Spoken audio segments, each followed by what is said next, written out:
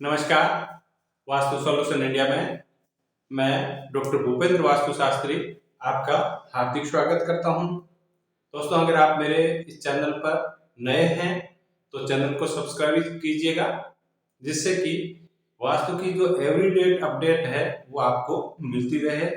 आज जो चर्चा कर रहे हैं वो चर्चा का जो विषय है वो है हमारे घर की रसोई घर, पाकशाला किस जगह पे होनी चाहिए और उसमें किस प्रकार की आंतरिक व्यवस्था हमारे लिए बहुत अनुकूल हो सकती है।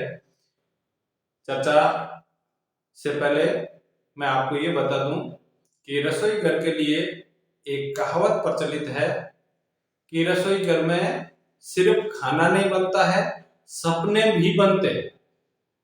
जब हमारे घर में गृहिणी भोजन बनाती है तो अपनी पूर्ण मनोकामना के साथ भोजन बनाती है और वो भोजन इतना सात्विक होता है कि वहां से पवित्रता, वहां से एनर्जी अपने आप मिलती है। उसके लिए चाहे बच्चे हो चाहे किसी भी उम्र के व्यक्ति हो, जो भोजन सात्विक होगा और मन से बनाया हुआ भोजन करेंगे तो वो तन से भी सुखी रहेंगे, साथ में उनकी मानसिक अभिवृद्धि का बहुत ज्यादा विकास होगा।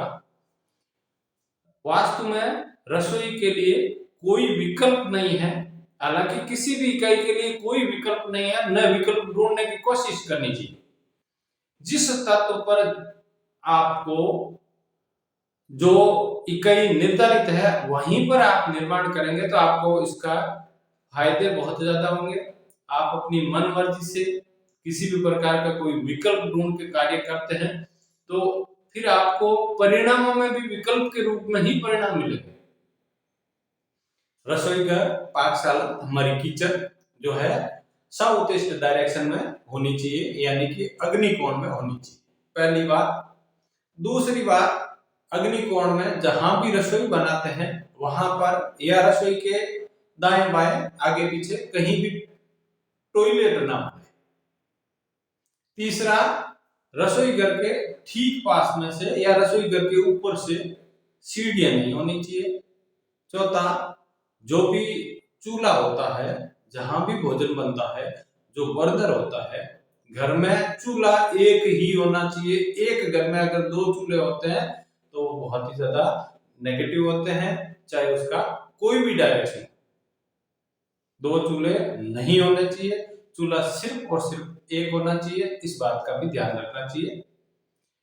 पांचवा कारण है कि जब भी गृहिणी भोजन बनाए, चाहे उसमें किसी भी प्रकार की व्यवस्था हो, भोजन बनाते समय, भोजन पकाते समय उसका मुंह अगर ईस्ट डायरेक्शन में है तो रसोई घर बहुत ही शुभ और सुखद फलदायक होगा।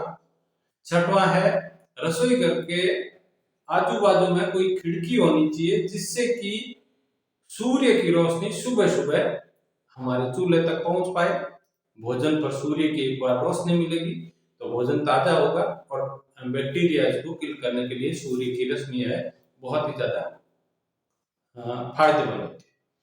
सातवां ध्यान रखने का कारण है या कुछ पॉइंट्स है, जो स्टैंड होता है उस स्टैंड पे जो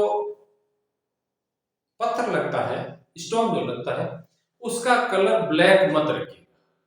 बहुत सारे घरों में काले पत्थर का ही प्रचलन है। आप एक बार इस चीज को रिमूव करें, काले पत्थर को, वहां पर कैटाइज या रेड से मिलता जुलता पत्थर लगाएं और आप परिणाम खुद देखें, परिणाम परखें। वास्तु साइंस है और इसके लिए किसी को कहने की और परिणाम सिद्ध करने की आवश्यकता नहीं है। आप खुद अपने घर के वास्तु एक्सपर्ट बनिएगा। वीडियो अच्छा लगता है शेयर करें और अपनी उपस्थिति कमेंट्स में जय माता दी के रूप में अवश्य दर्ज कराएं। जय माता दी, धन्यवाद।